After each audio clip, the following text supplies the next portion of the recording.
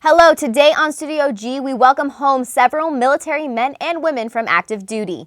Alex Bull brings us a recap of this weekend's sports, and Austin Inney will have your news from around the nation. And I'll look at the road restrictions right behind Greenspan Hall. Studio G starts right now. Welcome to Studio G, I'm Allison Whitley. And I'm Donald Woods. We start off today with a look at what is happening right now with the construction directly outside of this building. Studio G's Carl Winder has more. Thank you, guys. And as you can see right behind me is University Road.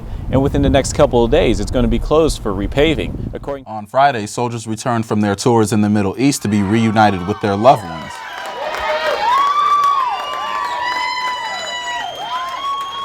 Members of the 593rd Transportation Company of the Nevada's Army Guard returned from an 11th-month deployment in Afghanistan.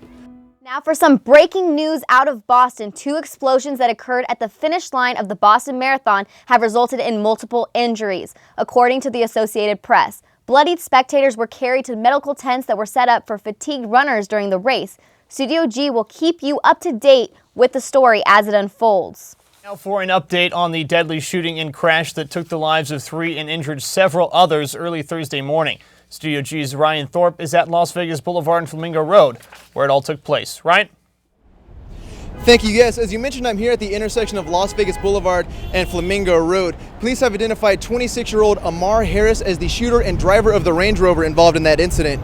Harris is described as a black male, 5 foot 11 inches tall, approximately 180 pounds, with several identifying tattoos, including a heart underneath his right eye. According to Metro... And now with Ryan Thorp at the 91.5 The Source Newsroom. Ryan, what's going on? Good morning, Dave. After nearly 2 months in a California jail, strip shooting suspect Amar Harris has been booked into the Clark County Detention Center on charges including 3 counts of murder. Metro Police said the 27-year-old was booked about 4 a.m. Tuesday. Harris allegedly shot car-to-car into a Maserati driven by Kenneth Cherry Jr. Cherry's out-of-control car crashed into a taxi that exploded, killing driver Michael Bolden and passenger Sandra Sutton-Wassman. Harris was arrested at an apartment in Hollywood, California following a week-long nationwide manhunt. Along with the 3 counts of murder, Harris faces 1 count of attempted murder for wounding the passenger in the Maserati and 7 counts of firing a gun in a prohibited area. Harris is expected to go before a judge today. UNLV Athletics Director Jim Livengood is stepping down from his position.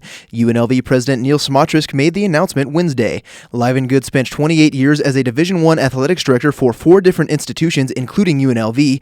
Livengood came to UNLV from the University of Arizona in 2009. He oversaw construction of the Mendenhall Center and selected coach Dave Rice to lead the Runnin' Rebels. Speculation has loomed about President Smotrisk forcing Livengood out of the position. Smotrisk debunked those rumors by saying he needs Livengood around to help with constant changes in the Mountain West. Smotrisk said UNLV and Rebel fans will miss him. Livengood's last day is June 30th. The Nevada legislature is looking at a long week after the deadline to submit bills for this session passed Friday. Now legislators have only 10 legislative days for a second look at more than 50 bills. The Associated Press reports legislators have rolled several bills over to the next legislative day multiple times. As of Friday, the Senate can look forward to hearing 22 bills, while the Assembly will hear 30 bills. Those bills will have the next 10 legislative days to be passed by the House where they originated. The bills that pass in the next 10 days move to a full legislative vote in both houses.